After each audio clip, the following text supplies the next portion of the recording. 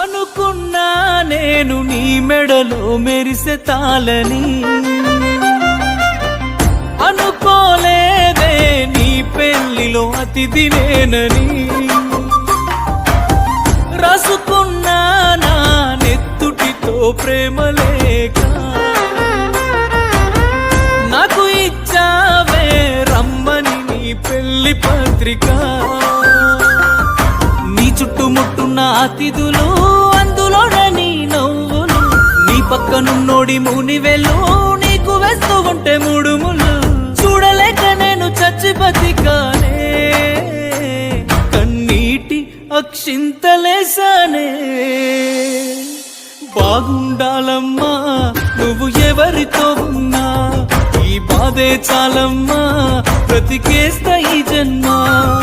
బాగుండాలమ్మా నువ్వు ఎవరితో ఉన్నా, ఈ బాధే చాలమ్మా బ్రతికే